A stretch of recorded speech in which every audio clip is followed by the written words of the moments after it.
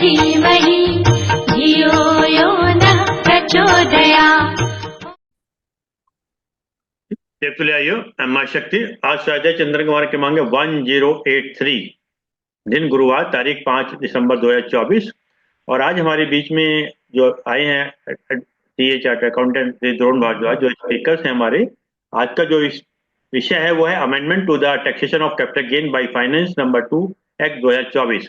आज हमारे बीच में बहुत सौभाग्य का विषय है कि हमारे बीच में आदरणीय नारायण जैन जो कलकत्ता से नेशनल प्रेसिडेंट है और इंडिया फेडरेशन टैक्स प्रैक्टिशनर्स के हमारे बीच में। तो मैं आदरणीय मुकुल गुप्ता जी से निवेदन करता हूं कि वो पहले बताएंगे, उसके बाद 2 वक्त आदरणीय नारायण जैन जी के विषय में बताएं। आदरणीय मुकुल गुप्ता जी। नारायण जी हमारे लिए तो एक दोस्त हैं, एक बड़े भाई हैं और बहुत ही कर्मठ कार्यकर्ता हैं। मतलब हमने इनका जुझारूपन शुरू से देखा। इस सेक्रेटरी जनरल भी रहे और उसके बाद अब भगवान के इच्छा से ये नेशनल प्रेसिडेंट भी हैं इस समय। All India federation of tax practitioners जो सबसे बड़ी संस्था है टैक्स प्रैक्टिशनर्स, एडवोकेट्स और चार्टर्ड अकाउंटेंट्स की इस देश में कोने कोने में सब मेंबर्स हैं और बड़ा अच्छा इनका लीडरशिप का टाइम बीता। बहुत ही सुचारू रूप से बहुत सारे अच्छे कार्यक्रम मतलब क्वालिटेटिव प्रोग्राम्स देखने को मिले इस साल में। बहुत ही जुझारू व्यक्तित्व और इनकम टैक्स के तो ज़बरदस्त ज्ञाता हैं इनका। दी ऑब्जर्वर में और कलकत्ता के कई न्यूज़पेपर्स में रेगुलरली ये कॉलम्स लिखते हैं इनकम टैक्स के ऊपर और बहुत अच्छा इनका इंटरप्रिटेशन रहता है। और जैसे आज का विषय है कैपिटल गेन्स, तो उसके ऊपर भी नारायण जैन साहब के कई आर्टिकल्स मैंने देखे हैं, पढ़े भी हैं और इनसे चर्चा भी कुछ विषयों पर काफ़ी गहन हुई है कैपिटल गेन्स पर। तो बहुत अच्छा इनका इंटरप्रिटेशन रहता है, बड़ा सक्षमता से अपनी बात कहते हैं। देश भर में as a leading income tax practitioner इनका नाम है। बहुत वैसे तो बहुत कुछ है इनके बारे में कहने को, लेकिन अब ज़्यादा तो मैं समय नहीं लूँगा। तो आदरणीय जैन साहब आए अब। अरविंद जी आपको हैंड ओवर है जी माइक। जी सर। आदरणीय जैन साहब अपने सब्जेक्ट को आज आपको इंट्रोड्यूस करना है। आदरणीय जैन साहब, NK Jain. Thank you Arvind ji और हमारे आज के वक्ता सीए ड्रोन भारद्वाज जी, मुकुल भाई और सभी साथियों। देखिए, ये जो एक बात आपके बीच रखना चाहता हूँ कि लिखना, पढ़ना, आर्टिकल लिखना या कोई सेमिनार में बोलना, ये कुछ ही लोगों की बपौती नहीं है।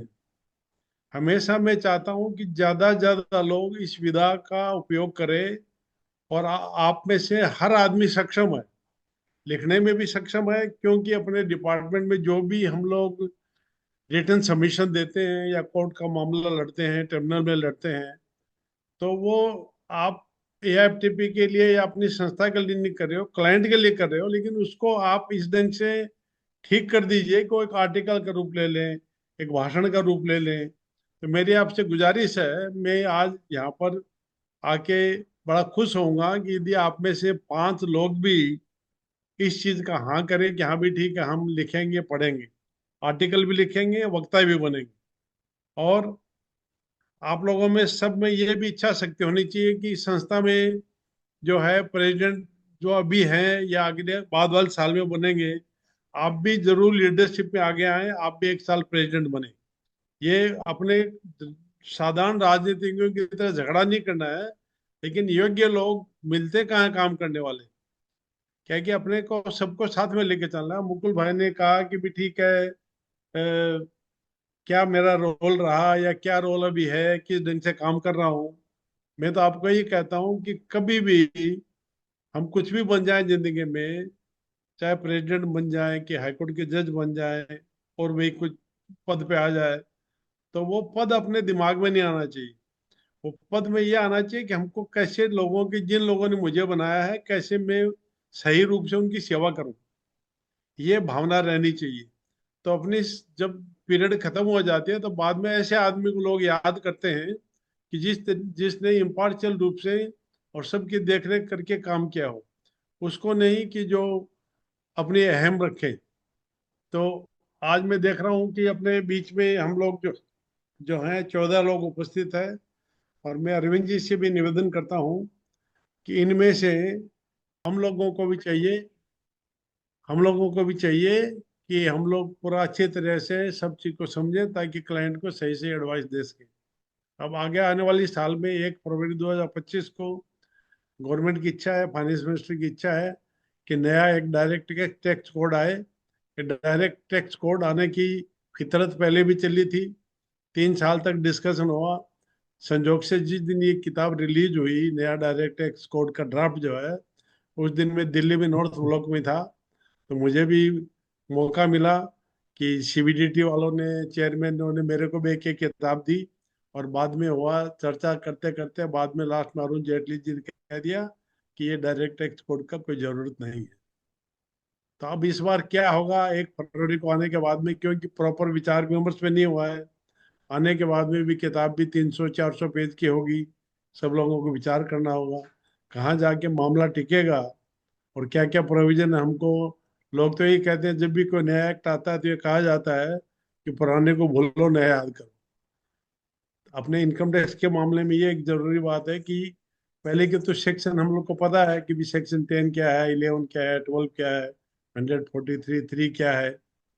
तो अब क्या है, और उसी से रिलेटेड केस लॉज भी धारावाहिक सब एक्ट में, किताबों में सब लगे हुए हैं। अब वो ये ध्यान करना कि भी नई धारा इतनी, पुरानी धारा इतनी, फिर उसका लिंक निकाले कि कोर्ट ने क्या जजमेंट दिया। तो ये काफी एक पेचीदा काम है, लेकिन मुझे उम्मीद है कि हमारे सभी साथी जो हैं बहुत योग्य हैं। नया एक्ट आ भी जाएगा तो भी हम लोग उसको जो है सब उसको समझ जाएंगे, और समझ के हम लोग हमारे क्लाइंटों का काम अच्छी तरह से करेंगे। और ये जो अभी फेसलेस चल रहा है, चाहे कैपिटल गेन हो चाहे कोई भी सब हेड के अंदर इनकम हो, तो ये भी हम लोग को क्या है कि पहले तो जाके डिपार्टमेंट में जाके हम लोग काम कर लेते थे। अब क्या है कि रिटर्न सबमिशन जिसका अच्छा होगा, प्रॉपर होगा, हम लोग खुश हो गए हमने रिटर्न सबमिशन अच्छा दिया है, लेकिन सामने वाला बंदा खोल के पढ़ेगा तब तो। अपील, सीआईटी अपील में कितने लोगों ने 3-3, 4-4 बार, 5-5 बार अपने सबमिशन दिए हैं, फिर भी ऑर्डर नहीं होता है। एक 3 महीने पहले दिया कि 6 महीने पहले दिया, तो फिर वो लोग फाइल देखे बिना या सॉफ्ट कॉपी देखे बिना बहुत फिर नया नोटिस आ जाता है कि आप अपना सबमिशन दीजिए। तो ये जो बहुत बहुत जोश के साथ में आदरणीय प्रधानमंत्री ने स्कीम लाए, फेसलेस वाला। लेकिन अब ये अपना तो देखिए ये चल रहा है ना अभी जूम वाला, तो इसमें भी जिनके फेस दिखते हैं तो मन में अच्छा लगता है। अब ये डिपार्टमेंट को खुद ही अच्छा नहीं लग रहा है कि फेसलेस हो गया। वो लोग, हम जब जाते हैं, वो लोग हमसे आग्रह करते हैं कि यार ये फेसलेस बंद कराओ, पहले वाला ठीक था, टेबल पर बैठ के काम करने वाला ठीक था। तो एनीवे समय के साथ बहुत सारी चीजें बदलती है। जैसे पुलिस में एक ये रहता है, पुलिस के बारे में लोगों का एक धारणा है, उसी ढंग से इनकम टैक्स के बारे में एक धारणा है कि यहाँ पर काम ठीक तरीके से नहीं होता है, अक्रॉस द टेबल क्या क्या होता है। आदरणीय प्रधानमंत्री जी को भी ये सब बातें हो सकता है कही गई हो, तो इन्होंने जो है न केवल असेसमेंट में बल्कि अपील में भी ये लाए कि फेसलेस होगा, ट्रिब्यूनल में भी स्कीम लाई हुई है।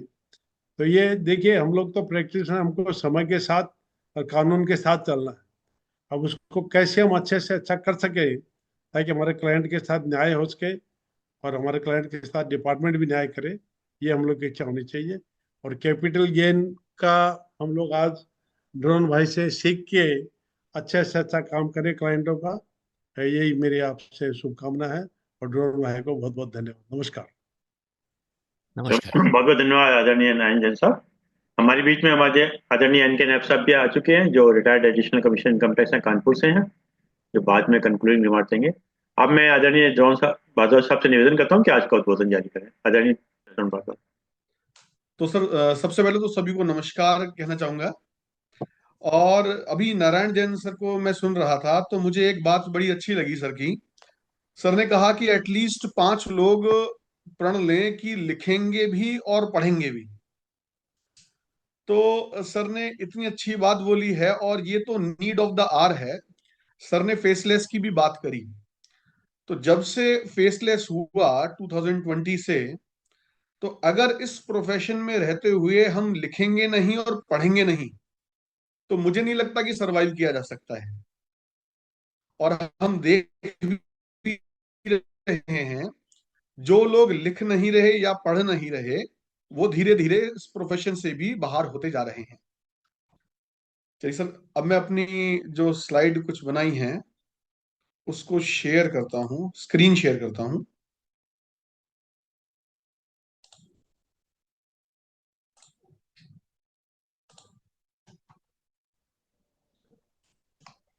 सर अभी स्क्रीन विजिबल है क्या? जी हाँ, जी हाँ। जी। तो सर आज का टॉपिक है changes in capital gains by finance act number 2 2024। तो सर कुछ प्रोविजंस को रेशनलाइज किया गया, जिसमें से सबसे पहले आता है कि पीरियड ऑफ होल्डिंग, कि कब किसी कैपिटल एसेट को शॉर्ट टर्म में क्लासिफाई किया जाएगा या कब उसको लॉन्ग टर्म में क्लासिफाई किया जाएगा। और बड़ा कंफ्यूजन रहता था हमेशा से कि कुछ कैपिटल एसेट्स को तो याद रखना पड़ता था कि ये 12 मंथ्स के की होल्डिंग के बाद ही लॉन्ग टर्म क्लासिफाई किए जाएंगे, कुछ को बोला गया था कि 24 मंथ्स के बाद लॉन्ग टर्म में क्लासिफाई होंगे, और कुछ को तो 36 मंथ्स तक कहा गया था। तो गवर्नमेंट ने कोशिश करी है कि ये जो 3 स्लैब्स बन गए थे, इनको 2 पे लाया जाए। तो इन्होंने बहुत सारी जगहों पर long term asset, capital asset की पीरियड ऑफ होल्डिंग को चेंज किया। आइए एक एक करके देखते हैं कि कहां कहां पर चेंज है। देखिए सर, जहां पर भी चेंज है वहां पर मैंने उसे ग्रे कर दिया है। तो इस हिसाब से इक्विटी शेयर्स पहले भी 12 महीने की होल्डिंग अगर है लिस्टेड इक्विटी शेयर्स की, तो लॉन्ग टर्म में क्लासिफाई किया जाता था। आज भी सर वही है, कोई चेंज नहीं। और कुछ साल पहले ही अनलिस्टेड शेयर्स के लिए पीरियड ऑफ होल्डिंग 36 मंथ से घटा के 24 मंथ्स कर दी गई थी। अभी भी सर कोई चेंज नहीं है, 24 मंथ्स बाद ही unlisted shares long term capital asset के लिए क्लासिफाई होंगे। सिमिलरली सर अब सीधा वहीं पर आ जाते हैं कि चेंज कहां पर है। सर एक होता है बिजनेस ट्रस्ट होते हैं, रीट और इनवीट, रियल एस्टेट इन्वेस्टमेंट ट्रस्ट और इंफ्रास्ट्रक्चर इन्वेस्टमेंट ट्रस्ट। ये क्या चीज होती है सर? सर इसको ऐसा मान लीजिए कि अगर हमको शेयर मार्केट में इन्वेस्टमेंट करना होता था तो हम लोग डायरेक्ट इक्विटी से जा सकते थे, और दूसरा तरीका था म्यूचुअल फंड्स का। तो सिमिलरली सर एक नीड अराइज हुई कि अगर मान लीजिए एक बिल्डर है, बड़ा डीएलएफ बिल्डर है, वो बड़ी एक प्राइम प्रॉपर्टी डेवलप कर रहा है जिसकी कॉस्ट लगभग 500 करोड़ है। अब मुझे लगता है कि वहां पर एक छोटा सा रिटेल स्पेस भी करोड़ों रुपए का आएगा, तो मैं कभी पार्टिसिपेट नहीं कर पाता था जो उसमें फ्यूचर गेन्स होने वाले हैं।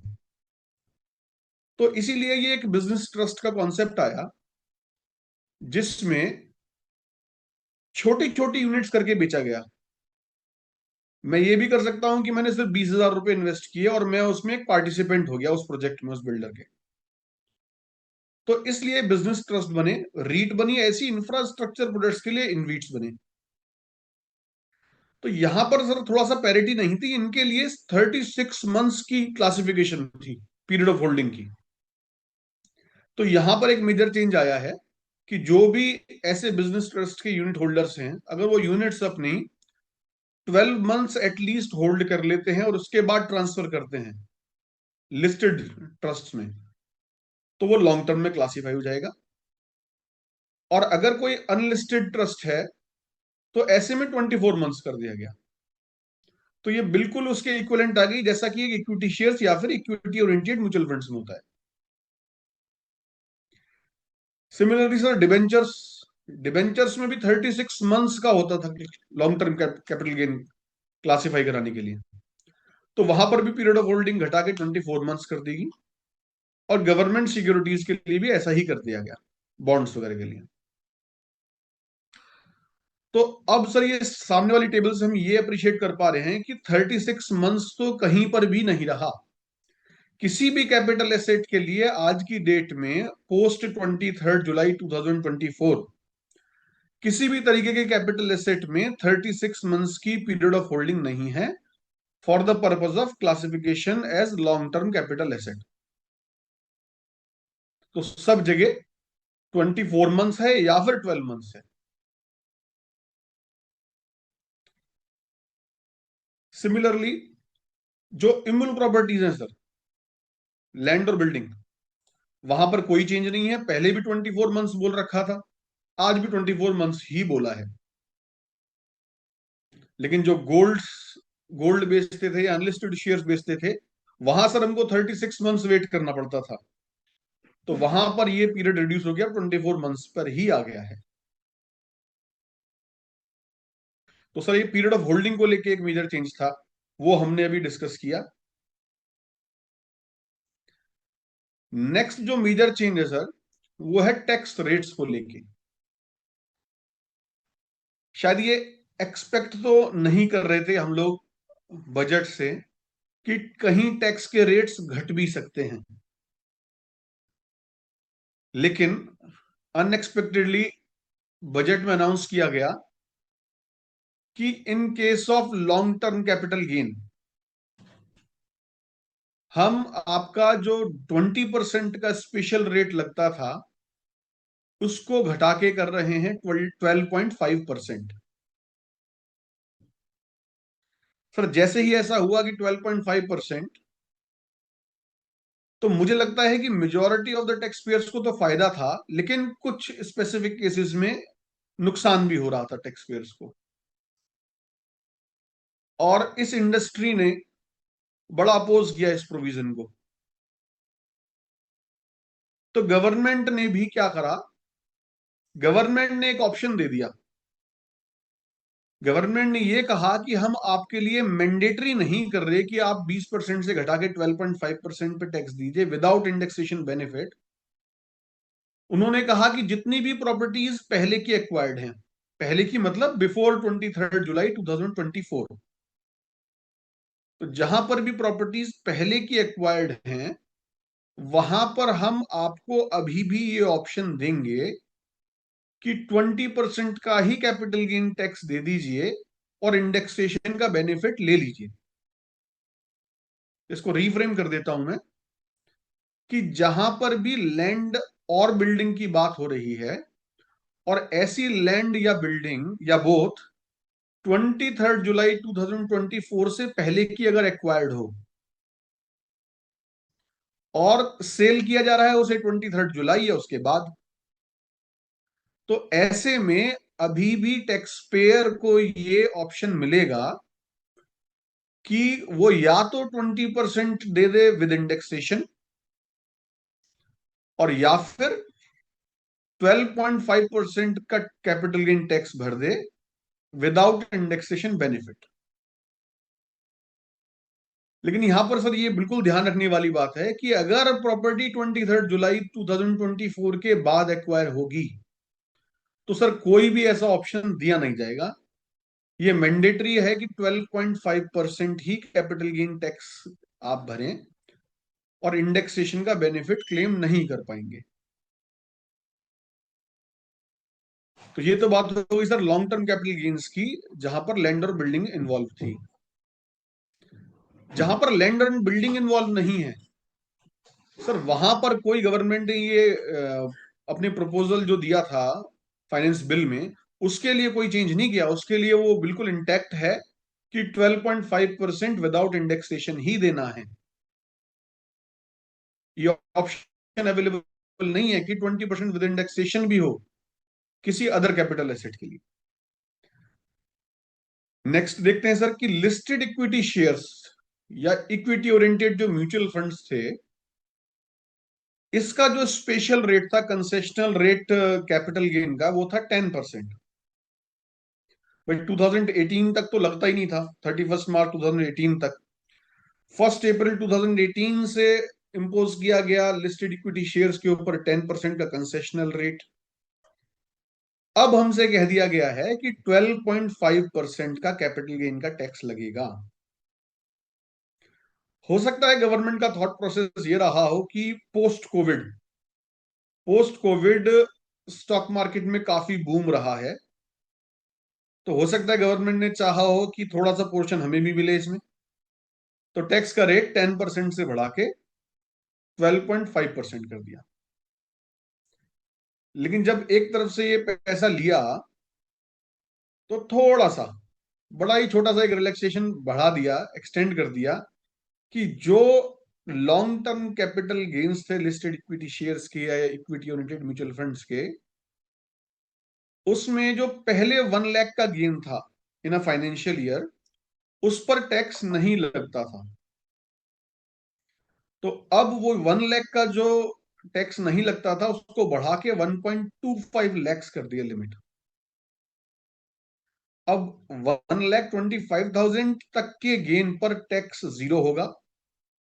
उसके ऊपर जितना भी गेन निकल रहा है उस पर 12.5% का ही टैक्स रेट लगेगा। यहां फिर से क्लियर कर दें कि 22 जुलाई 2024 तक जो आपने शेयर्स या म्यूचुअल फंड्स की यूनिट्स रिडीम करा ली होंगी उसके लिए टैक्स रेट 10% ही रहेगा। 23 जुलाई एंड ऑनवर्ड्स जितने भी शेयर्स सेल हो रहे हैं और यूनिट्स रिडीम हो रही है म्यूचुअल फंड्स की, उसके लिए 12.5% का रेट लगेगा।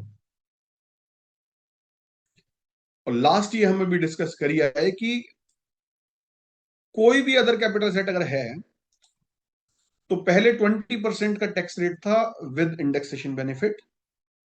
पोस्ट 23 जुलाई 2024 12.5% का मिलेगा, टैक्स लगेगा, और वो भी विदाउट इंडेक्सेशन बेनिफिट। सर यहां तक हमने अभी तक डिस्कस किया है सिर्फ लॉन्ग टर्म कैपिटल गेन। कुछ changes short term capital gain में भी हैं। अब शॉर्ट टर्म कैपिटल गेन के टैक्स रेट में जो चेंजेस हैं उनको डिस्कस कर लेते हैं। सर लैंड एंड बिल्डिंग, जो इसका शॉर्ट टर्म कैपिटल गेन होता था, सर पहले से ही कोई भी स्पेशल रेट नहीं बताया गया है। आप जिस स्लैब में आपकी इनकम है उसी हिसाब से टैक्स लगता था। सर अब भी कोई चेंज नहीं है, स्लैब से ही देना है टैक्स। नेक्स्ट है सर लिस्टेड इक्विटी शेयर्स या फिर equity oriented mutual funds. Sir इसका भी जो टैक्स का रेट था टिल 22 जुलाई 2024 वो 15% था। अब गवर्नमेंट ने कह दिया कि इस पर भी हमको इंक्रीज्ड टैक्स चाहिए 20% के रेट से। इसके अलावा जितने भी कैपिटल एसेट है सब वो तो पहले से स्लैब रेट से लग रहे हैं, तो उनके टैक्सेशन में फिलहाल कोई फर्क नहीं है, वो आज भी स्लैब रेट के हिसाब से ही लगेंगे।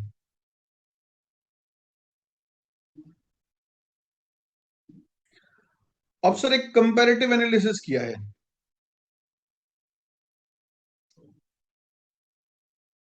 ये कंपैरेटिव एनालिसिस किया जा रहा है सर लैंड एंड बिल्डिंग के लॉन्ग टर्म कैपिटल गेन के लिए। इस कंपैरेटिव एनालिसिस से ये समझने की कोशिश करेंगे कि मोटा माटी कौन से केसेस में तो 12.5% का tax without indexation benefit beneficial आने की संभावना है, और कौन से केसेस में 20% हायर टैक्स देने का फायदा होगा इंडेक्सेशन लेने के बाद। सर बेस ईयर तो हमारा 2001 है। अगर इंडेक्सेशन की बात करें 2001 के 100 रुपीज आज के लगभग 363 रुपए हैं, 363। इसको ये कह सकते हैं कि 3.63 टाइम्स का इन्फ्लेशन है। तो सर डिफरेंट सिनेरियो बनाए हमने। डिफरेंट सिनेरियोज में कॉस्ट ऑफ एक्विजिशन तो हमने सेम एज्यूम करी है 1 लाख रुपीज की ईयर 2001 में। हमने हर सिनेरियो में सेल कंसिडरेशन को चेंज किया है बस। जैसे सबसे पहले फर्स्ट सिनेरियो देखते हैं कि सेल कंसिडरेशन सर है 5 लाख, सिनेरियो 2 में 6 लाख, सिनेरियो 3 में 7 लाख। ऐसे ही 2 सिनेरियो और है सर नेक्स्ट पेज में, तो सेल वैल्यू बढ़ाते जाएंगे। अब सेल कंसिडरेशन में से सर देखिए लेस हो रहा है indexed cost of acquisition. Sir old provision में तो इंडेक्सेशन का बेनिफिट मिलेगा, न्यू में नहीं मिलेगा। तो सर ओल्ड में देखिए सिनेरियो 1 में कि इंडेक्सेशन का बेनिफिट लेने के बाद जो कॉस्ट ऑफ एक्विजिशन आ रही है वो आ रही है 3,63,000। और न्यू प्रोविजन में क्योंकि इंडेक्सेशन नहीं है इसलिए उसमें 1 लाख ही है। तो सर टैक्स कंपेयर करते हैं कि ओल्ड में कितना आ रहा है, न्यू में कितना आ रहा है। तो सिनेरियो 1 में सर हमने देखा 5 लाख का सेल कंसिडरेशन, 3,63,000 का indexed cost of acquisition, long term capital gain आ गया सर 1,37,000। और टैक्स लगेगा सर ओल्ड प्रोविजन में 20%, तो टैक्स लाइबिलिटी आ रही है सर 27,400। और न्यू प्रोविजन में क्योंकि इंडेक्सेशन मिलना नहीं है तो कॉस्ट ऑफ एक्विजिशन तो 1 लाख ही रहेगी, तो इसलिए लॉन्ग टर्म कैपिटल गेन काफी ज्यादा आ रहा है 4 लाख रुपीज का। टैक्स रेट लेकिन सर रिड्यूस्ड है 12.5%। तो टैक्स लाइबिलिटी सर आ रही है रिड्यूस्ड टैक्स रेट होने के बावजूद भी 50,000 आ रही है सर, मतलब हायर आ रही है, ऑलमोस्ट डबल। तो सर सिनेरियो 1 हमारा था कि 2001 में जो 1 लाख रुपए की प्रॉपर्टी थी वो 5 टाइम्स इन्फ्लेट हो गई, 5 लाख की हो गई। तो ऐसे सिनेरियो में तो सर देख के ये लग रहा है कि अभी भी हमको हायर टैक्स रेट ऑप्ट करना चाहिए विद इंडेक्सेशन, क्योंकि टैक्स रेट कम है। अब सिनेरियो 2 में देखते हैं सर 6 लाख हो गई, वहां का कंपैरिजन देख लीजिए। ओल्ड में मतलब हायर टैक्स रेट अगर ऑप्ट करें विद इंडेक्सेशन तो 47,400 और न्यू में 62,500, मतलब 6 टाइम्स इन्फ्लेट हुई 2001 से प्रॉपर्टी। तो भी हमको क्या बेनिफिशियल आ रहा है कि 20% से टैक्स दें with indexation. Similarly sir third scenario में 7 लाख करके देखी, वहां पर भी ऐसा हो रहा है कि अभी भी हमको ओल्ड प्रोविजंस के हिसाब से बेनिफिशियल है। अब आते हैं सर लास्ट 2 सिनेरियोज में। फोर्थ सिनेरियो को सर ध्यान से देखिए, यहां पर हमने जो देख पा रहे हैं 2001 से जो प्रॉपर्टी का प्राइस इन्फ्लेट हुआ है वो लगभग 8 टाइम्स हुआ है, 8 लाख रुपीज। और यहां पे हम देखेंगे अगर 20% का जो हायर टैक्स रेट है विद इंडेक्सेशन, उसके हिसाब से टैक्स लाइबिलिटी है 87,400। और न्यू प्रोविजन मतलब 12.5% के हिसाब से जो कंसेशनल टैक्स रेट है लेकिन इंडेक्सेशन का बेनिफिट छोड़ना पड़ेगा, तो वहां पर टैक्स लाइबिलिटी आ रही है 87,500। तो लगभग ब्रेक इवन हो रहा है सर जब 8 टाइम्स इन्फ्लेट हो गई प्राइस। और फिफ्थ सिनेरियो में तो 9 टाइम्स हो गई, तो वहां तो रिवर्स हो गया। अब सब जो न्यू प्रोविजन है 12.5% वाले वो बेनिफिशियल होते जा रहे हैं। तो सर अगर मैं इसको कंफर्टेबली कह सकता हूं कि 2001 से अगर किसी प्रॉपर्टी के प्राइस सर्किल रेट वैल्यू, जाहिर सी बात है, तो अगर वो एटलीस्ट 8 टाइम्स भी हो गया है इन्फ्लेट, तो मुझे लगता है ये ब्रेक इवन है। अगर 8 टाइम्स से ज्यादा हो गया है तो फिर हाई प्रोबेबिलिटी है कि आपको 12.5% के साथ इंडेक्सेशन का बेनिफिट फोरगो करना ही बेनिफिशियल रहेगा। और मुझे लगता है कि सर अगर आज का सिनेरियो देखें तो पिछले 2-3 साल में ही प्रॉपर्टी डबल ट्रिपल हो चुकी है। तो मुझे लगता है कोई बड़ी बात नहीं है कि ज्यादातर प्रॉपर्टीज एटलीस्ट 10 टाइम्स तो इन्फ्लेट हुई होंगी उनकी प्राइस पिछले 24 साल में। तो इसलिए मेजॉरिटी ऑफ केसेस में अगर पुरानी प्रॉपर्टी एक्वायर्ड है तो मेजॉरिटी केसेस में तो सर ये न्यू प्रोविजन ही बेनिफिशियल आएगा।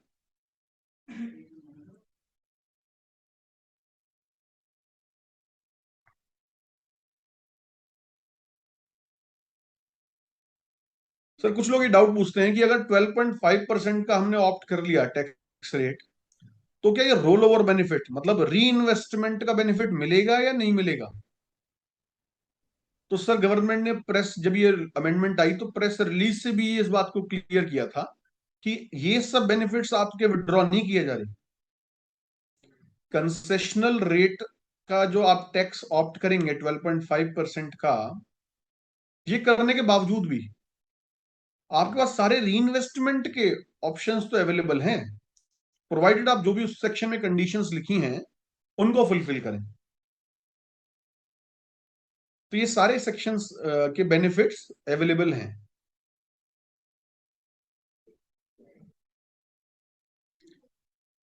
एक से चेंज आया बाई बैक ऑफ शेयर्स को लेके। ये ध्रुवन जी, इसमें एक पॉइंट था, जो इंडेक्सिंग वाला पॉइंट आपने जिक्र किया ना, जी तो जहां आपने इंडेक्सिंग में कॉस्ट है तो कहीं इम्प्रूवमेंट को भी नहीं कंसीडर करेंगे हम लोग? जैसे 8 साल या 9 साल के बीच में अगर कोई मैंने इम्प्रूवमेंट किया है। सर करेंगे, बिल्कुल बिल्कुल। Cost of acquisition plus improvement है सर, दोनों चीजों को काउंट करेंगे। इंप्रूवमेंट जाहिर सी बात है, जहां जिस साल में इंप्रूवमेंट हुआ इंडेक्सेशन वहां से मिलना शुरू होगा फिर। तो उसमें हमें अपने कोई वैल्यूएशन रिपोर्ट या कोई और चीज रखनी पड़ जरूरी होगी? सर प्रैक्टिकली जो हम देखते हैं असेसमेंट्स कराते वक्त कैपिटल गेन के केसेस में,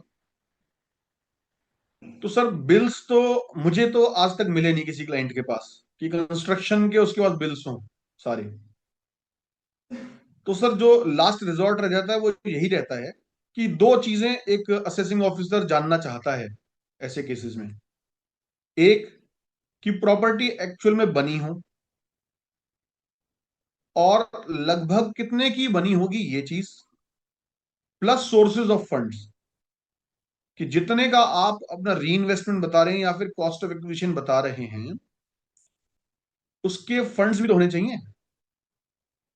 तो वो दो तीन चीज एस्टेब्लिश कराता है सर।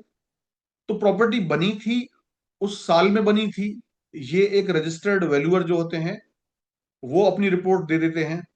वो प्रीमाइसेस विजिट करते हैं, उनको पता चल जाता है, कंस्ट्रक्शन क्वालिटी का पता होता है, उन्हें लाइफ पता होती है कि कितनी हो चुकी होती है। तो उस हिसाब से वो एस्टिमेटेड बेसिस पे बताते हैं कि ये लगभग कितना पुराना घर बना हुआ है, कितना एरिया बना हुआ है, उसके हिसाब से उसकी वैल्यूएशन कर देते हैं। और वैल्यूएशन करने के बाद जो वैल्यू आती है, फिर हमको तो अपने प्रूफ के साथ सब्सटेंशिएट करना पड़ता है कि ये फंड कहां से आया था उस समय। ठीक।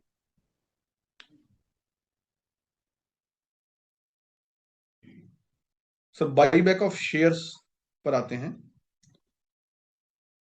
बाईबैक ऑफ शेयर्स दिखने से तो ऐसा लगता है कि शायद कैपिटल गेन से तो उसका क्या रोल है, लेकिन सर थोड़ा सा इन्होंने इसको भी हिट किया है, कैपिटल गेन को भी। अदर सोर्सेज को तो हिट किया ही है अमेंडमेंट करते वक्त, लेकिन कैपिटल गेन में भी इसका इंपैक्ट है। सर बाईबैक ऑफ शेयर्स में अब तक क्या होता था, अब तक मतलब 30 सितंबर तक, ये जो अमेंडमेंट है ये 1 अक्टूबर 2024 से इफेक्टिव है। सर बाईबैक ऑफ शेयर्स के केस में कोई भी टैक्स शेयर होल्डर को नहीं लगता था।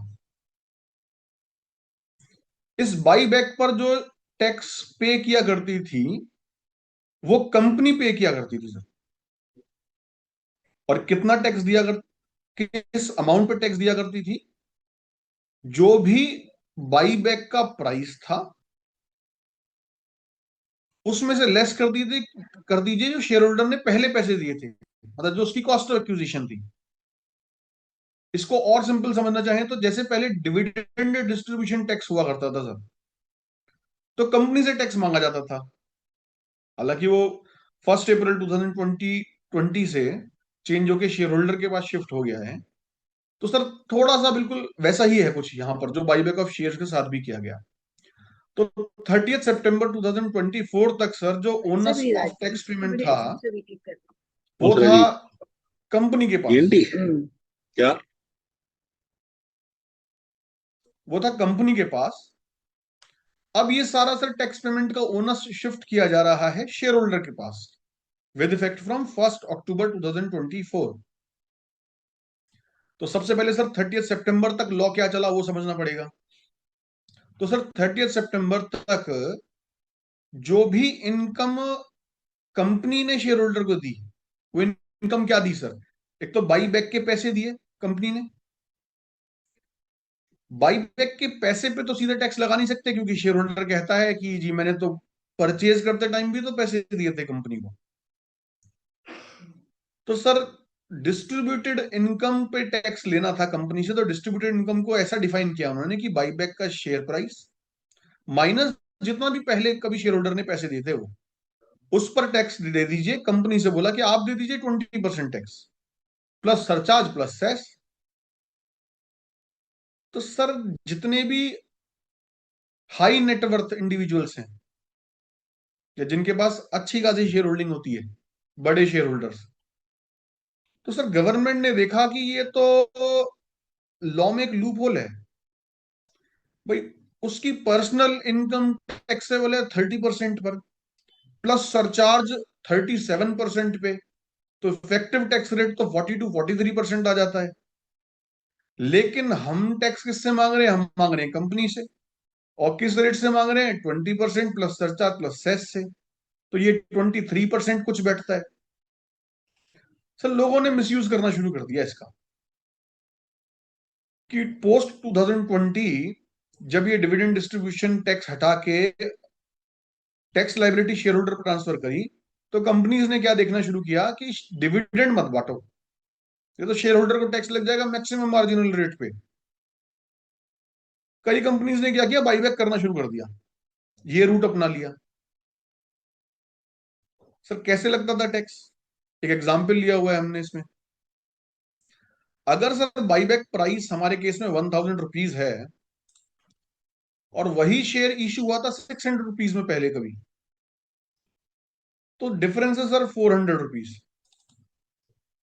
400 पे इफेक्टिव टैक्स रेट लेते थे 23.296%। तो टैक्स कितना लगा? 93.18 रुपीज।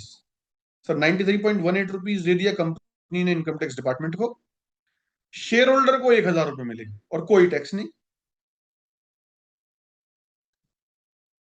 तो सर इसको चेंज किया गया। तो सर पोस्ट 30 सितंबर 2024 मतलब विद इफेक्ट फ्रॉम 1 अक्टूबर क्या हो गया सर? एक नया क्लॉज इंसर्ट किया। डीम्ड डिविडेंड का एक क्लॉज होता है सर, सेक्शन 222E। सर उसी के बाद इंसर्ट किया एफ। इन्होंने कहा कि ऐसे कोई भी बाईबैक अगर होंगे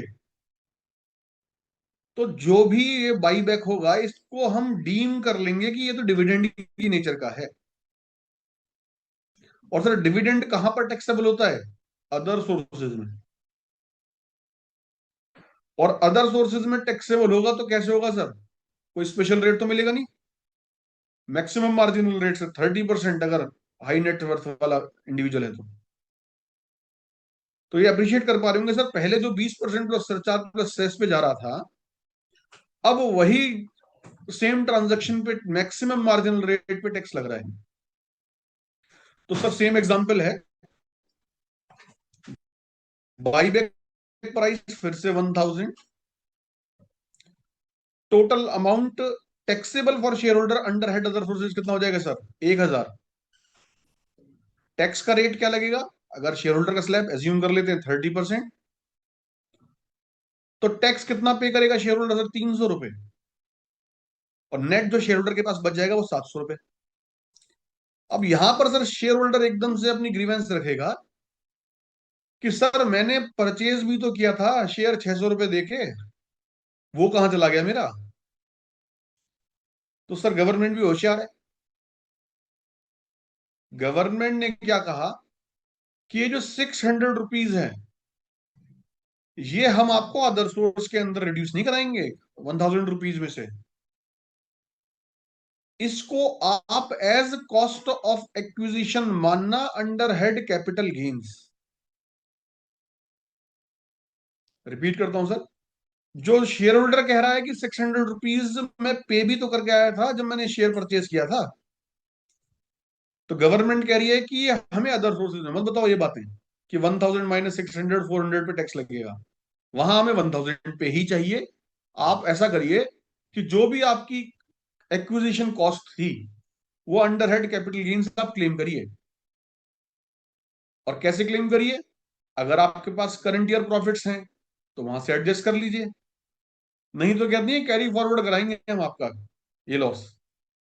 जिस साल हो तब ले लीजिएगा, 8 साल तक कैरी फॉरवर्ड करिए। तो इस तरीके से सर जो हमको प्री अमेंडमेंट टैक्स सिर्फ 93 रुपीज 18 पैसे मिल रहा था, वो अब हमको 300 रुपीज मिल रहा है। तो सर ये कैपिटल गेन में जो इसका इम्पैक्ट है वो ये है कि कॉस्ट ऑफ एक्विजिशन आपकी कैपिटल गेन में आएगी।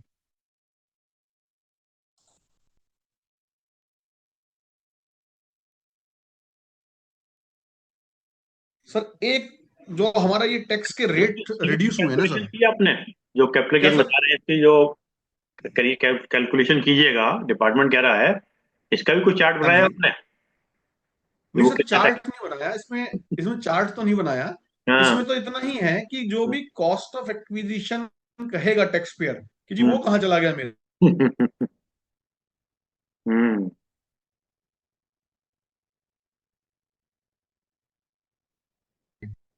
मतलब आपके अगर करंट ईयर प्रॉफिट्स हैं, कॉस्ट ऑफ एक्विजिशन इन्फ्लेट करा लीजिए वहां पर इतनी अमाउंट से। अच्छा, उसी हेड में कर पाएंगे आप, और हेड भी नहीं कर पाएंगे? हाँ सर, वहीं पे होगा ये। ये भी नहीं कि यहां पर दूसरे। अलाउ नहीं किया है इन्होंने कि ऐसा अदर भी सोर्स नहीं। में रिड्यूस करा लीजिए। आप उसी हेड में करिएगा उसको। जी जी ठीक है, थैंक यू। जी। सर एक जो लोग बड़े बेनिफिट हो रहे हैं, जो हमारा लैंड एंड बिल्डिंग का लॉन्ग टर्म कैपिटल गेन का जो टैक्स रेट है वो 20% से रिड्यूस किया गया 12.5%। तो सर नॉन रेजिडेंट्स बहुत ही ज्यादा खुश हैं इससे। रीजन ये है सर कि नॉन रेजिडेंट्स का टीडीएस कटता है सेक्शन 195 में। और अगर हम 195 पढ़ने चलें तो वहां पर कोई भी टैक्स का टीडीएस का रेट प्रिस्क्राइब्ड नहीं है। वहां लिखा रहता है कि tax has to be deducted at rates in force. Rates in force. Sir ये रेट्स इन फोर्स कहां मिलेगा फिर? सर हर साल फाइनेंस एक्ट में रेट्स इन फोर्स प्रिस्क्राइब किए जाते हैं। तो ये फाइनेंस एक्ट नंबर 2 है 2024 का, यहां पर भी rates in force for the purpose of section 195 TDS of non residents, ये रेट्स टीडीएस के प्रिस्क्राइब किए गए। तो सर जैसे लॉन्ग टर्म कैपिटल गेन्स में टैक्स का रेट 12.5% किया गया, सिमिलर चेंजेस उस रेट्स इन फोर्स में भी किए गए। वहां पर भी टीडीएस का जो रेट 20% था उसको रिड्यूस करके 12.5% कर दिया सर। और विश्वास मानिए सर, ये नॉन रेजिडेंट के लिए 7.5% का अमाउंट काफी बैठता है। तो आज भी मुझसे किसी ने क्वेरी पूछी थी, एक प्रोफेशनल ग्रुप में आई थी, तो उन्होंने पूछा what will be the rate for TDS on sale of property by a non resident. तो उसमें किसी ने रिप्लाई किया जी 20% plus surcharge plus cess. Sir ध्यान रखने वाली बात है कि 23 जुलाई से ये चेंज हो चुका है। ये है सर 12.5% प्लस सेस तो है ही, और अगर सरचार्ज एप्लीकेबल है तो सरचार्ज भी लगेगा। तो ये नॉन रेजिडेंट्स के जो पैसे काफी टाइम तक फंसे रहते थे कि आज टीडीएस कट जाता था, नेक्स्ट ईयर आईटीआर फाइल होती थी, फिर रिफंड्स आते थे, तो वहां पर थोड़ा सा कैश फ्लो के लिए ये बड़ा बेनिफिशियल है। तो सर ये नॉन रेजिडेंट्स के लिए सिमिलर चेंजेस ही हैं टीडीएस के रेट्स में। जो 10% था लिस्टेड इक्विटी शेयर्स में, वो 10% से 12.5% कर दिया टैक्स रेट, तो टीडीएस का भी कर दिया। सिमिलरली जो शॉर्ट टर्म कैपिटल गेन था लिस्टेड इक्विटी शेयर्स का, वो 15% से 20% किया। तो यहां पे भी कर दिया। बस ये 195 में सर ये जो लॉन्ग टर्म कैपिटल गेन है on transfer of any capital asset, ये बड़ा बेनिफिशियल हुआ सर, 20% से घट के 12.5% हो गया। और एक चीज अभी नॉन रेजिडेंट्स की बात करते करते मेरे को ध्यान आया, जो हम अभी देख के आए थे कि 12.5% कर दिया गया है टैक्स का रेट, सर ये रेजिडेंट के लिए किया गया है।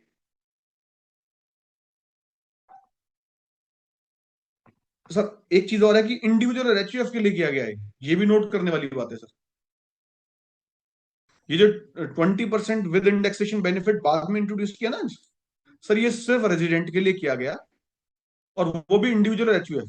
अगर कोई कंपनी बेचेगी तो सर ये बेनिफिट अवेलेबल नहीं है। तो ये बेनिफिट ध्यान रखने वाली बात है सर, एक्सटेंड किया गया है सिर्फ रेजिडेंट इंडिविजुअल्स या एचयूएफ के लिए बस, ना फर्म ना एलएलपी ना कंपनी और ना कोई नॉन रेजिडेंट। जी। तो सर लगभग टाइम भी हमारा 6:50 तक था, तब तो ये 6। जब आपने कहा कि नॉन रेजिडेंट के लिए नहीं है, तो वहां टीडीएस में फिर क्यों अमेंडमेंट किया? सर नॉन रेजिडेंट के लिए 12.5 तो है, हम्म। नहीं ये जो आपने बेनिफिट दिखा रहे थे हम 20% विद इंडेक्सेशन, हम्म। ये सिर्फ रेजिडेंट के लिए सर। नहीं, मेरा क्वेश्चन ये है कि जब यहाँ एनआरआई नहीं है और वहाँ टीडीएस क्यों मैं क्यों कर दिया, फिर मतलब पॉइंट ये ना। मैं रिपीट करता हूँ सर। हम्म, सर ये जो लॉन्ग टर्म कैपिटल गेन है हम्म, लैंड एंड बिल्डिंग का, सर इसमें ऑप्शन दिया गया है हमें, अगर प्रॉपर्टी बिफोर 23 जुलाई की एक्वायर्ड है, क्या ऑप्शन दिया है कि 20% विद इंडेक्सेशन कर दीजिए, और या फिर 12.5% विदाउट इंडेक्सेशन कर दीजिए। तो सर ये जो 20% विद इंडेक्सेशन का बेनिफिट का ऑप्शन है, ये नॉन रेजिडेंट के लिए नहीं है। ठीक, क्लियर। 12.5% ठीक ठीक। विदाउट इंडेक्सेशन में ही रहेगा वो, हम्म, ये बेनिफिट उसके लिए एक्सटेंड नहीं किया गया, और नॉन रेजिडेंट भी क्या, फॉर्म एलएलपी कंपनीज के लिए भी नहीं किया। क्लियर क्लियर हो गया। ठीक जी। ठीक। तो सर मेजर अमेंडमेंट्स तो यही थे। अब किसी की कोई डाउट है तो सर इस रिगार्डिंग तो वो डिस्कस कर सकते हैं, अदरवाइज क्लोजिंग रिमार्क्स के लिए बढ़ेंगे। हाँ, तो उसमें आप इसको सीट हटा लीजिएगा, तो फिर बाद जिस किसी कोई क्वेरी बनती है तो पूछ सकते हैं। जरूर सर। स्क्रीन सर मेरे ख्याल से हटा लीजिए, मेरे ख्याल से, हाँ स्क्रीन हटा देता हूँ सर। है जी ना, ताकि क्वेरी पर। जी जी।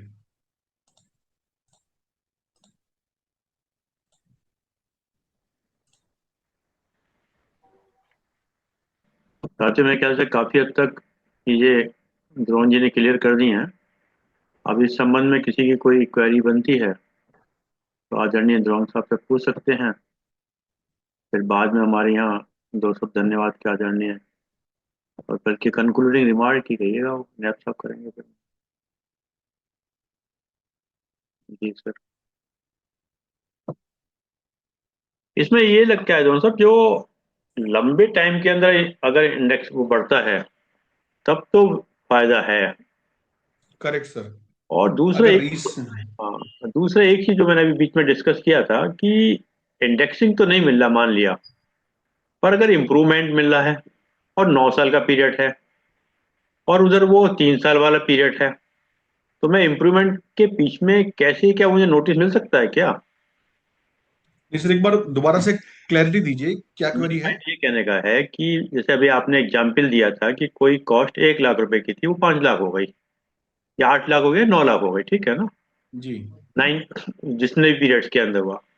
इधर लिमिटेशन जो है वो 148 का, वो 3 साल वो 4, जो भी अमेंडमेंट किया है, और मैंने इम्प्रूवमेंट पहले कर दिया, तो डिपार्टमेंट क्या मेरे पीछे जा सकता है क्या? सर मुझे ये लगता है कि क्योंकि इंसिडेंस ऑफ टैक्स तो ट्रांसफर के टाइम पे अराइज हुआ है, हम्म तो इसीलिए अब क्योंकि इंसिडेंस ऑफ टैक्स आज राइज हो रहा है, तो डिपार्टमेंट पहले नोटिस देके तो नहीं पूछ सकता सकता था हम्म आपसे। हम्म तो मुझे लगता है इस सेल के अगेंस्ट जितने भी क्लेम्स हम कर रहे हैं हम्म। कि जी कॉस्ट ऑफ एक्विजिशन इतना था, इंप्रूवमेंट इतना था, तो उसका ओनस तो सर टैक्स पेयर के ऊपर है कि वो रहेगा, वो तो रहेगा ही रहेगा, सब्सटेंशिएट कराए। रहेगा। जी जी। क्योंकि क्या होता है, इतना लंबे पीरियड का एसएससी भी डॉक्यूमेंट रख नहीं पाता कई बार ना। हम्म। उसने अगर हमारे पास आके कहा सर 2 लाख रुपए लगाए मैंने 8 पहले अपना, अब बैंक पासबुक भी है या कोई खर्चा भी है, वो मतलब पॉइंट ही है ना। और जी उसके बाद को हम कैसे जस्टिफाइड करें? वो कहता है मेरे पास तो कुछ चीज है ही नहीं, मैं लगा है सब। तो ये भी कई बार बड़ा डिस्प्यूटेबल है। जी बिल्कुल। इनफैक्ट बैंक की पासबुक्स भी नहीं होती, नहीं होती। ब्रांच के पास भी नहीं होता, हेड हम्म। ऑफिस से मंगवाना पड़ता है टाइम लेके पुराने स्टेटमेंट्स। चलिए साहब, जी हमारे जूम में सभी लोग अनम्यूट हैं, किसी की कोई जिज्ञासा बनती है तो आदरणीय राउत साहब से पूछ सकते हैं, नहीं तो फिर बाद में कंक्लूडिंग रिमार्क्स हमारे नैब साहब बोलेंगे। वैसे तो आपने काफी हद तक बहुत सारी चीजें क्लियर कर दी हैं, और खासकर जो प्रेजेंटेशन दिया आपने, उससे बहुत सारी चीजें को क्रिस्टल क्लियर हो गया मतलब। और जो शेयर्स का है वो भी हो गया। अब इसमें बस ये होगा कि थोड़ा सा होमवर्क बढ़ जाएगा, क्योंकि उससे पहले की वर्किंग हमें एक अलग करनी पड़ेगी, उसके बाद की अलग अलग करनी पड़ेगी वर्किंग।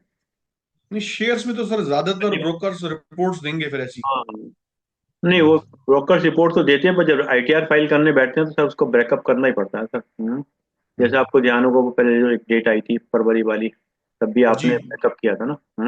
हाँ, ग्रैंडफादरिंग की ग्रांड फेदर वाली में। प्रोविजन था। जी तो वो इस साल भी आप लोगों का पड़ जाएगा, पर जी। हमको फीस नहीं बढ़ पाती है कई बार, बस ये दिक्कत हो जाती है।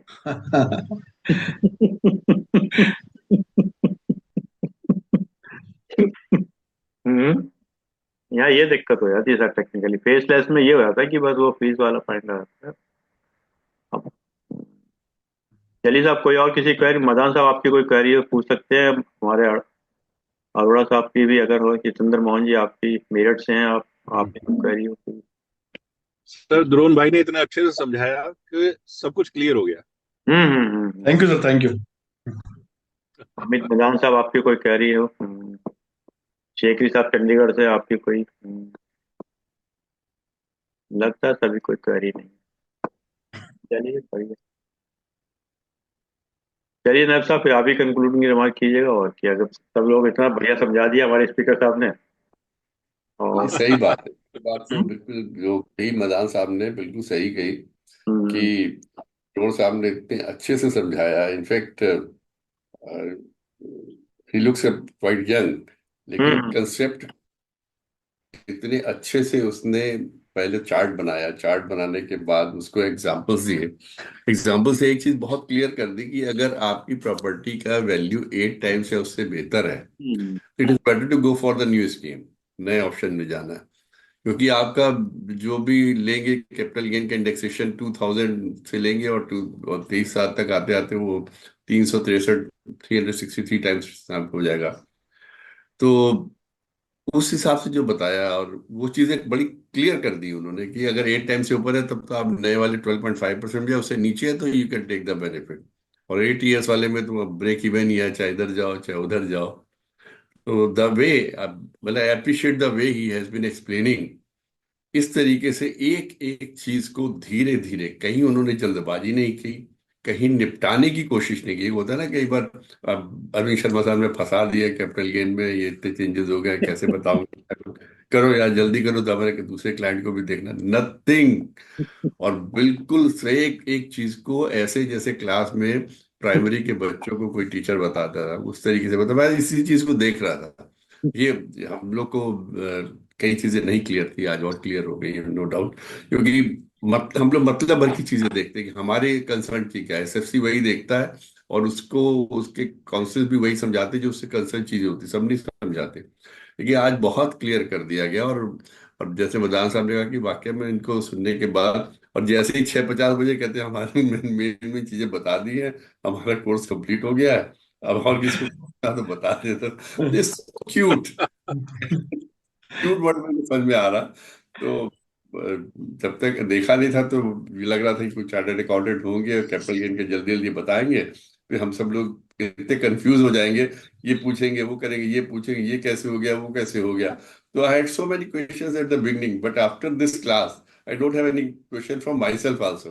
एक चीज बहुत बहुत बड़ी क्लियर कर दी, जो अभी तक मुझे लगता है शायद कई लोगों को कंफ्यूजन था और मेरे को भी था, कि एक्वायर्ड वाली बात जो थी कि अगर हमारी प्रॉपर्टी 23/7/24 के पहले की एक्वायर्ड है और उसको हम 23 साल के बाद बेच रहे हैं, तब भी आई कैन ऑप्ट फॉर, अगर मैं इंडिविजुअल और एचएफ हूँ, I can opt for old regime, old tax regime. ये यहाँ पर कई लोगों को कंफ्यूजन था, और कई लोगों से डिस्कशन भी होता था, तो ये सोचते थे कि नहीं साहब, अगर हमने प्रॉपर्टी कभी की खरीदी हो क्योंकि अगर हमने उसको 23 साल के बाद बेचा तो हमको नए वाले टैक्स रिजीम में ही जाना पड़ेगा। तो आज इस चीज को भी उन्होंने बड़े अच्छे से क्लियर कर दिया। वो the way of presentation and the subject को किस तरीके से तैयार किया जाता है अनपढ़ लोगों के बीच में, हमारे जैसे जिनको कुछ नहीं पता है कि कैपिटल गेन क्या होता है और कैसे कैलकुलेट किया जाता है, टैक्सेशन क्या होता है, कॉमन मैन के लिए आई मीन टू से, उनके लिए भी बहुत अच्छे से समझाया। एंड मुझे नहीं पता आज इनकी पहली क्लास है या दूसरी है, बट आई फील कि जो शुरू शुरू में तीसरी है, थर्ड है, फोर्थ है मेरे ख्याल से। जैन साहब ने जो पहले कहा कि we should prepare the chapters और इस तरीके से लेने चाहिए, तो मैं चाहूंगा कि सीए द्रोण भारद्वाज साहब he should take it on very regular basis. और एक रिक्वेस्ट और है कि अभी आपने जो चार्ट हम लोग बनाया आपने पावर पॉइंट वाला, तो यह चार्ट अदरवाइज बना पावर पॉइंट नहीं है तो सिंपल है, जो भी है that should be shared with all the participants today, जो तो लोग थे, तो हम लोग पास उसको हम लोग प्रिंट आउट निकाल के एक रिकॉर्ड दे के रख लेंगे for all over be future benefits. तो I really appreciate the way of presentation and the way you have prepared the subject, और उसका जितने अच्छे तरीके से क्लियर किया कि किसी पर कोई जवाब नहीं है। For your today's class, for your today's presentation and your the way of presentation, एक टीचर की तरीके बच्चों को जैसे समझाते एक एक करके, मतलब मुझे बड़ा बड़ा अच्छा लगा। ऑनेस्टली मैं इसमें कोई हाइपरबोलिक नहीं कर रहा, मुझे बहुत अच्छा लगा। And I would like to meet you in person whenever I am somewhere in Delhi और in Ghaziabad. So nice of you Dron साहब, we feel obliged to you for your today's class. Thank you.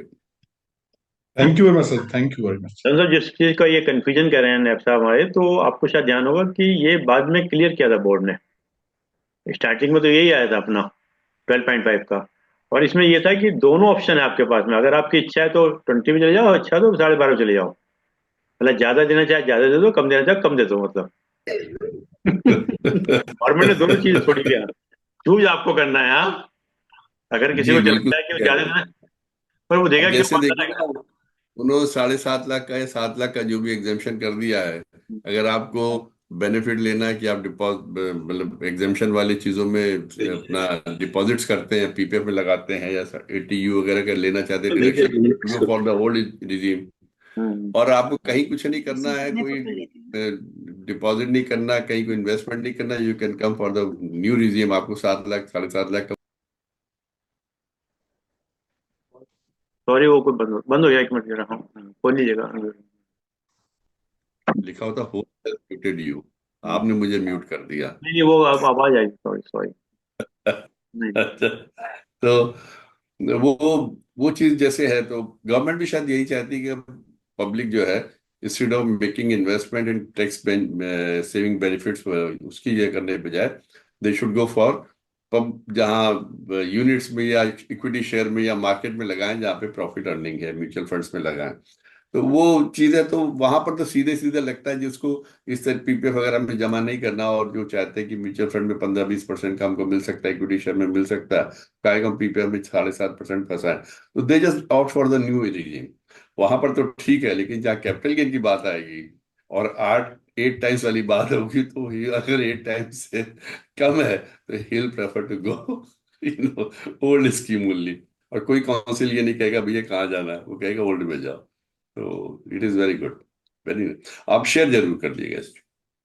पर आने वाले टाइम में दोनों मेरे ख्याल से गवर्नमेंट का धीरे धीरे ये क्वेश्चन ये बनना है कि न्यू स्कीम में सबको लाएगी, वो मेरे ख्याल से लग रहा है, ऐसे ही क्योंकि न्यू करेंगे। स्कीम में लाएगी, नहीं न्यू स्कीम में लाएगी, उसके अलावा गवर्नमेंट ये चाहती है कि इन्वेस्टमेंट पब्लिक उसमें कंपनीज में करे, मतलब पब्लिक जो है they should come out for equity shares करें, म्यूचुअल फंड्स में करें।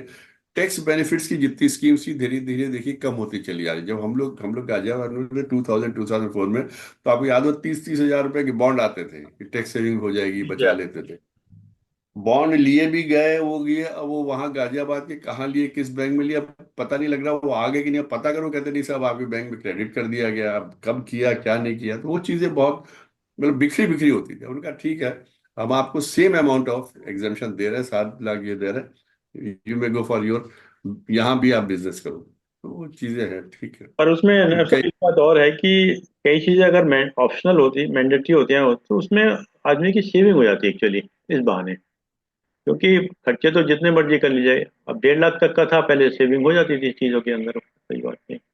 ये भी यस, हर चीज के एक प्लस फोर्स, माइनस पॉइंट्स हैं, मतलब। आप ये जो कह रहे हैं I agree with that, and I am still of that opinion कि फोर्स्ड सेविंग हो जाती थी और फोर्स्ड सेविंग होनी चाहिए।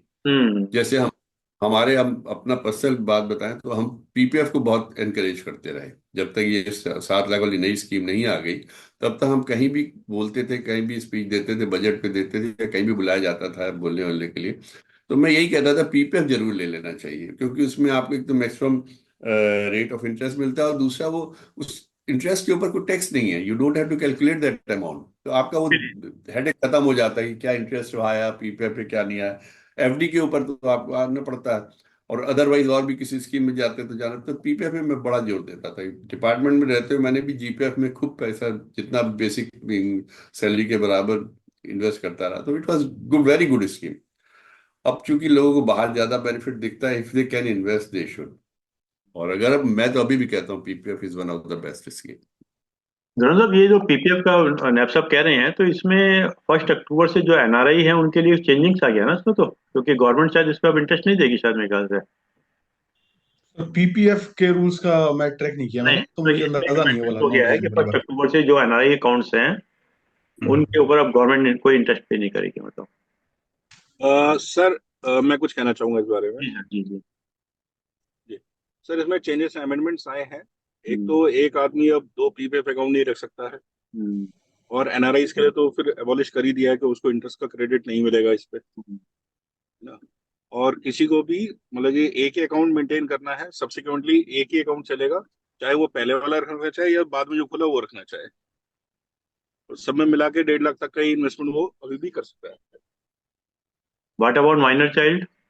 मदान साहब, 2 अकाउंट तो सर पहले माइनर भी खोल नहीं, सकते माइनर थे। चाइल्ड। अब नहीं सर, नहीं सर, अभी केस क्या चेंज क्या है, माइनर चाइल्ड के नाम पे भी हम खोल लेते थे पहले, अभी वो नहीं रहेगा सर।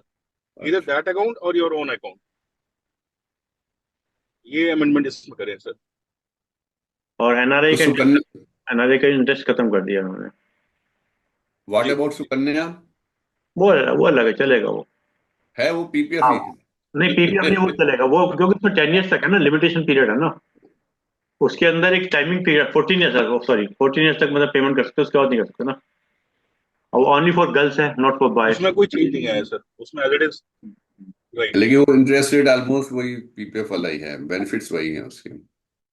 चलिए साहब, कोई किसी का क्वेरी नहीं है। बहुत बहुत धन्यवाद आदरणीय अनके साहब, ऑलमोस्ट सर सेम है आदरणीय उसमें। जॉन बाजा साहब, आपने समय निकाल के समय दिया, और जूम के लोगों का विशेष रूप से धन्यवाद कि आपने सबसे समय निकाल के समय दिया।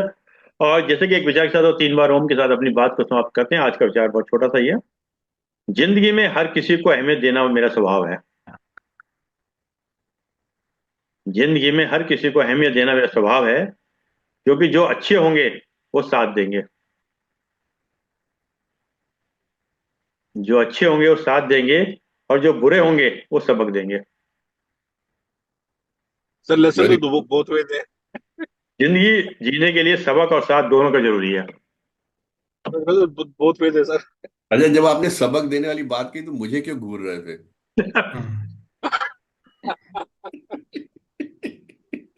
सर नहीं सर, एक मिनट एक बात कहूंगा। देखिए जब आप गाजर पोस्टेड थे तो तब मैंने एक दो हियरिंग आपसे कराई थी, जी। और that was my starting to the profession. तो सर सीखा तो आपसे है ही है सर। वो एक सब मतलब इसके अंदर घूर मैं नहीं, राज साहब रहे थे। ये सर ओम किया जाए 3 बार ओम का उच्चारण करते करते। चलिए, आइए 3 बार हम कैसा कहते हैं।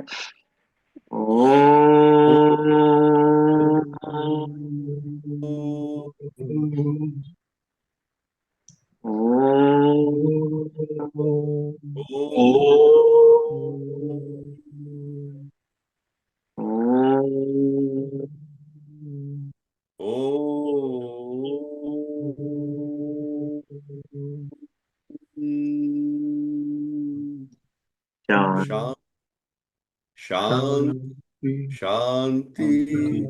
सबको प्रणाम का बहुत बहुत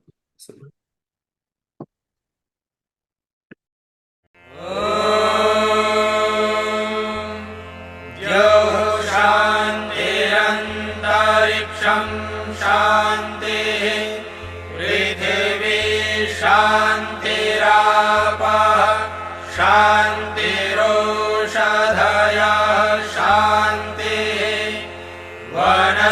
शान्तिर्विश्वतयः शान्तिर्विश्वे देवाः शान्तिर्ब्रह्म शान्तिः सर्वं शान्तिः शान्तिः